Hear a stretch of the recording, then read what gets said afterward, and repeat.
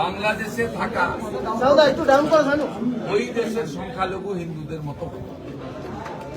একটা সময় ডক্টর শ্যামাপ্রসাদ মুখার্জি বলেছিলেন যে কংগ্রেসের নেতাদের, তোমরা দেশ ভাগ করলে আমি পাকিস্তানকে ভাগ করলে। আমি নিশ্চিতভাবে ক্যাবিনেটে রাখবো, বিধানসভায় রাখবো। আমার ভাবনার মধ্যে আছে যে পশ্চিমবঙ্গের প্রতিষ্ঠা দিবস 1947 আমার ভাবনায় আমি একটা ক্যাবিনেটে এবং বিধানসভায় নিশ্চিতভাবে ইতিহাসকে বদলে দেওয়া যায় না।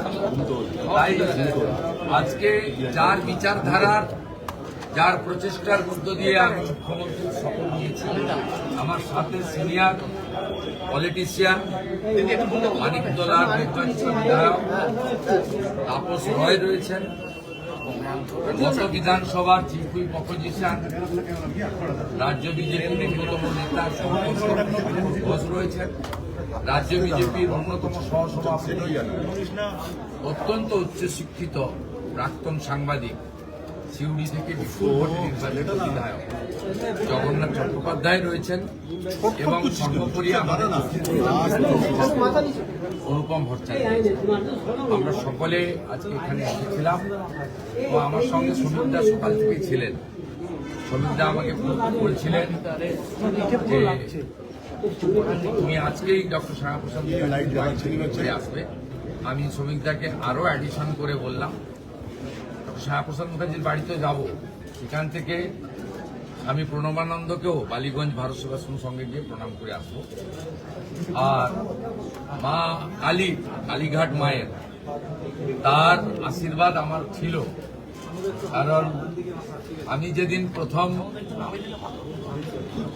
প্রণাম করতে যাই, মাকে পুজো করতে যাই, সেদিন মায়ের পা থেকে একটি পদ্ম ফুল পড়ে আমার হাতে পড়েছে। আমি সেদিনই বুঝেছিলাম মা কালীর আশীর্বাদ আমার উপর বা আমাদের উপর আছে। সেই কালীঘাট মন্দিরও দর্শন করব এবং আমি যেহেতু ভবানীপুরের বিধায়ক, শীতলা মায়ের মন্দিরও যাওয়ার আমার পরিকল্পনা আছে। আগামী 1 ঘন্টার মধ্যে আমাকে এগুলো हिंदी में बोल दीजिए। हिंदी में दादा आज आपने शपथ लिया है, शपथ के बारे में बोल दीजिए दादा। দেখুন, এগুলো একেবারে কয়েক ঘন্টা হয়েছে বিজেপি সরকারে এসেছে, এখনো আমরা প্রাথমিক অনেক কাজ করে উঠতে পারি। আগামী দিনে আমাদের অগ্রাধিকার এগুলো থাকবে এবং পরিবার ট্রাস্টি বা ডক্টর শ্যামাপ্রসাদ মুখার্জির উপর যারা গোটা দেশে এবং পশ্চিমবঙ্গে চিন্তা ভাবনা করেছেন তাদেরকে যুক্ত করেই এগোতে হবে। কিন্তু আপনি প্রাথমিকভাবে বলেন চিন্তা ভাবনার মধ্যে থাকবে, এই চিন্তা ভাবনার মধ্যে আমাদের এই রাজ্যের প্রতিষ্ঠিত আস্থার যেভাবে মাননীয় নরেন্দ্র মোদীজির নেতৃত্বে 4 ধাম আদিগুরু শঙ্করাচার্যের সমাধিস্থল সেজে উঠেছে, কাশী বিশ্বনাথ সেজে উঠেছে, মধ্যপ্রদেশের মহাকাল উজ্জয়িনী, অযোধ্যায় অত্যন্ত পূর্ণ রাম মন্দির তৈরি হয়েছে, পূর্ণাঙ্গ হয়েছে, ধ্বজ উত্তোলন হয়েছে। এইভাবে গোটা ভারতবর্ষের বহু আস্থার জায়গায় মোদীজির নেতৃত্বে তার তদারকিতে নতুন রূপ পেয়েছে।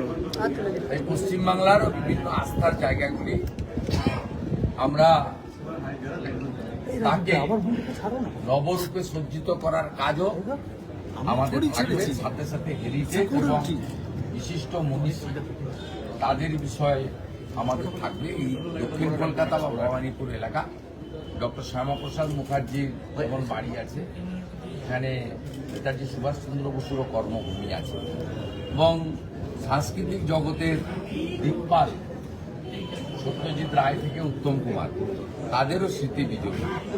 আমরা বাংলা বাঙালির সংস্কৃতিকে পুনরুজ্জীবিত করার জন্য আমরা সবাই মিলে একসঙ্গে কাজ করব। সবটাই চিন্তা ভাবনার মধ্যে থাকবে, একটু সময় আমাদের দিন। दादा हिंदी में थोड़ा बोल दीजिए। दादा आपने हिंदी में बोल दीजिए, आज आपने शपथ आज ऐतिहासिक शपथ ग्रहण हुआ है। माननीय प्रधानमंत्री नरेंद्र मोदी जी का उपस्थिति में 20 राज्यों की भारतीय जनता पार्टी का chief minister, deputy chief minister और एनडीए का सब घटक और पश्चिम बंगाल में भारतीय जनता पार्टी को स्थापित करने के लिए जितना भी बड़ा बड़ा नेता का योगदान था, सब लोग आज शपथ ग्रहण एक ऐतिहासिक दिन है।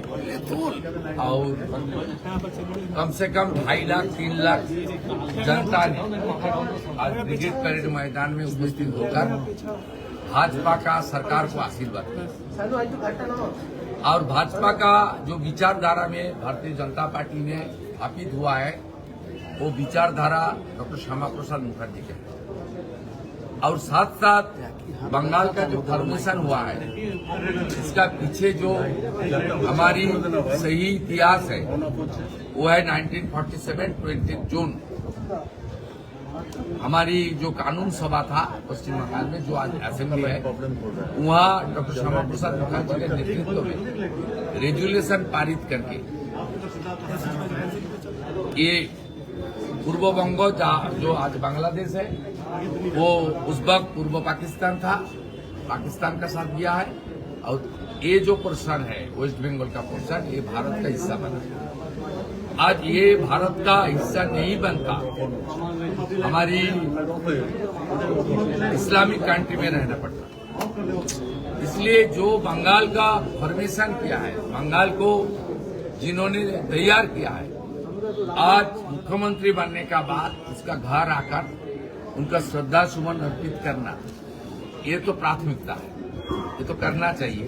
मैं, मेरा साथ 3 चुने हुए एमएलए, तीनों ही लीडर है, बहुत अनुभवी लीडर है, तापस रॉय, डॉक्टर शंकर घोष, जगन्नाथ चटर्जी, और यहाँ का बीजेपी कार्यकर्ता और बहुत सारा जो हमारी पेट्रियोटिक पीपुल है, राष्ट्रवादी नागरिक, सब आकर हम लोग श्रद्धा सुमन। दादा बंगाल के लोगों के लिए क्या मैसेज रहेगा एज अ चीफ मिनिस्टर? काम करना चाहिए, बंगाल को फिर खड़ा करना चाहिए, मोदी जी का विजन पूरा करना चाहिए, बीजेपी का संकल्प पत्र का पूरा करना चाहिए। बंगाल बर्बाद ना हो, इसलिए हम सब लोग को काम करना चाहिए।